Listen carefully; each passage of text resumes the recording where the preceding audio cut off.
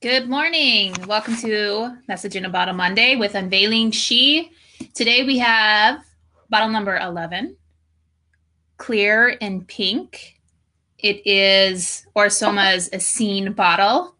So you can see what I have up on the side, the tarot card, which we'll be going over as well. You can take a quick look. It's a lady with a lion. So it has a really good story. And I love how it's transitioned because we've been doing a ton of heart work lately. A ton, that's what's been coming through. You know, the messages come through intuitively because it's light language. Aura-Soma is a version of light language, which is soul language, right?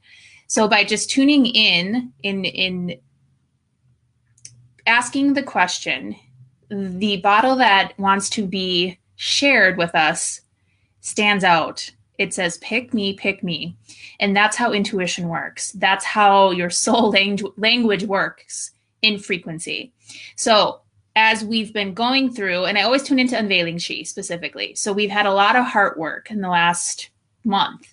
And I love that this bottle came up with the clear in the pink because this is giving us some ooey gooey, yummy, unconditional love. And we need that, right?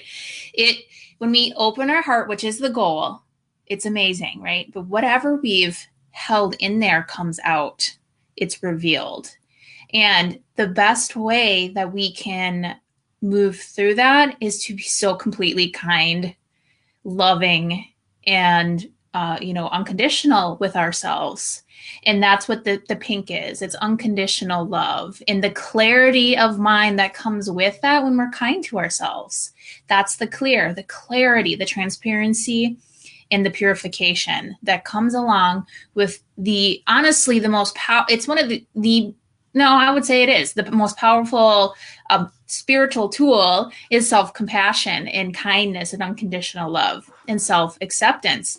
So everything that, as you're opening up your heart and choosing to do that, to move into the heart-centered consciousness, which is what everyone is moving into. That's what Earth resonates with. Gaia has come to this place, 5D, Earth consciousness, right?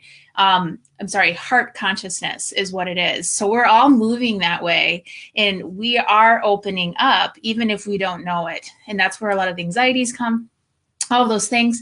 But when we do open our heart, like I said, it's a releasing of what's no longer serving us. So this bottle, oops, and it just disappeared. I don't know why it's been doing that. But this bottle, it really helps us it's like a rose quartz energy. I mean, that's what it's made with. It's very soft. It's very feminine. As you can see in the tarot card over to the side, it's lots of roses. It's pink. She's got long hair. She looks very feminine and kind, but yet there's this lion, right? You can see the lion. And if you look up close, she's actually got her hands opening the mouth of this lion. So there is strength in this, compassion. She is taming her own beast, the own ferocious lion, whatever is really not kind. She's taming it with kindness. Just by coming around and opening that mouth, a key falls out of this lion's mouth, and that is the wisdom. So through compassion, we can learn to transcend what the inner beast within us, the ego, the self-critic. That's really what this is. And with this completely soft energy, and it's so necessary. And the other part of this is self-acceptance, right? So we hear, oh, self-acceptance, I just need to accept. I need to just accept myself and love myself. And it sounds so much easier said than done. We can say those words, but they don't really resonate, do they? Let me know. I see someone's watching. Does it ever resonate when you hear like, I'm just going de love myself, accept myself? How do I just find self-acceptance when I can't accept myself right now, right? It's kind of like this loop-de-loo that we can't get out of. And the best way to do that is obviously with compassion, but self-acceptance comes from accepting that you're feeling whatever it is, whatever the beast is coming through, like this lion, whatever beast is coming through, we just accept that it's there and we don't judge that. We don't beat ourselves up about that. We actually allow that beast to be there, and we just come around with it with love. And we after we accept that it's okay that it's there, then we can move into that compassion. It's not like we like, I just got to swallow this really shitty part of my life. I just have to fucking accept it and move on. That is so harsh, right? Like when you hear that and you talk to yourself like that, that is not compassion. That's like, get over it, you big ass baby. Move on, accept it. You suck. This world sucks. It's just not kind. So retrain your brain, your heart, your soul. Your soul knows what it's doing, right? So the soul approach is not asking you to deny anything about you. It's asking you to accept anything about you with loving kindness. So, like today, I woke up with a case of like fucking crabbies. I woke up like a crab ass. And I was like, really? But then I just said, you know what? I'm feeling crabby, and that's okay. And I'm not going to feel bad about it. I'm just going to own that. I'm feeling crabby. I'm going to let this crabbiness come out.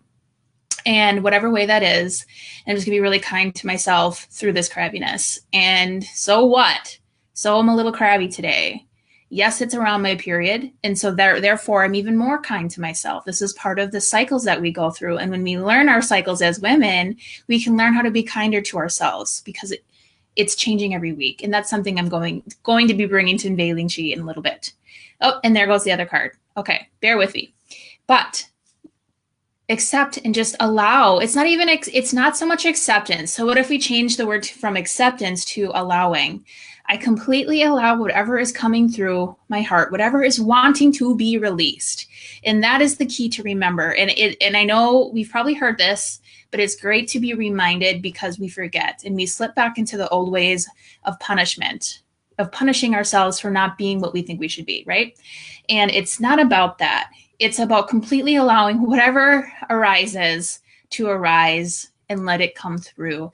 And that's how we transcend that emotion. That's how we actually disintegrate these things little by little by little by little. And when we suppress these emotions, when we shove them down or we deny them, they don't get the opportunity to turn into the gift that is in there when we allow it to be expressed, when we allow it to be nurtured, when we allow it to bring love to it, just like this woman to her inner beast. Because when we do that, we tame the beast, and that wisdom falls right out. It just goes plunk, and it's like not something that you always are aware of, but all of a sudden it's just there. And it's a process of you just being softer, always being so completely soft with yourself. I just heard an analogy, and I can't remember who it's from, so I wish I could give it props to who it is.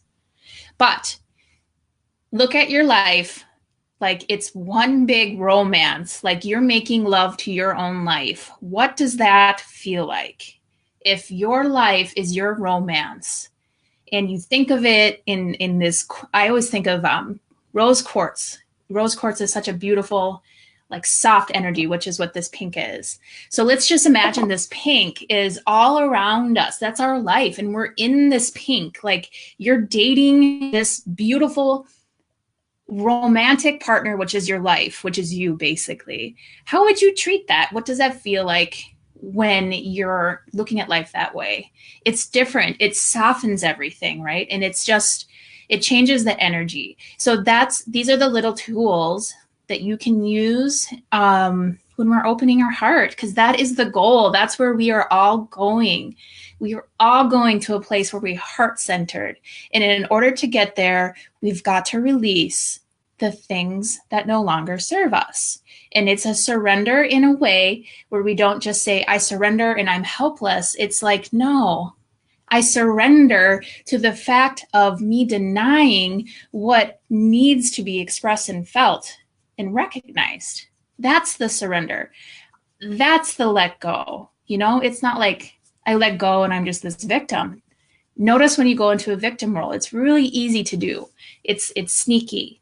We're not victims. We are the creator of our lives, right? We are from source.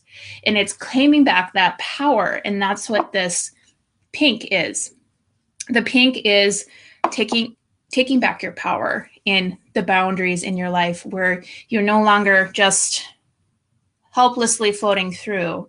You claim it, you date yourself, you own it, you allow yourself to show up exactly how you need to be. So since I'm crabby pants today, I own that. And I told my boyfriend right away, I'm feeling crabby today, and I'm just going to let myself be that until it goes away. And if it doesn't, so be it. You know, it's just allowing yourself to have whatever kind of day that you are having and not denying that. And when we do that, then the days get better. It's the way to get to a more consistent, peaceful, serenity type of life, heart-centered. You know, that's what that is. So thank you so much. I hope I didn't rumble off too much, but it's just so important. The soft pink. Yes, I'm sorry. I didn't see the comments here.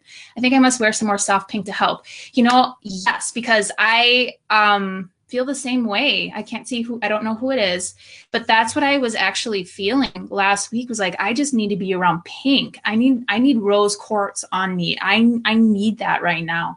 I need this softness, because the energies that are coming through us are very, they're very strong right now. They're really helping us to open up. It's really moving us to that.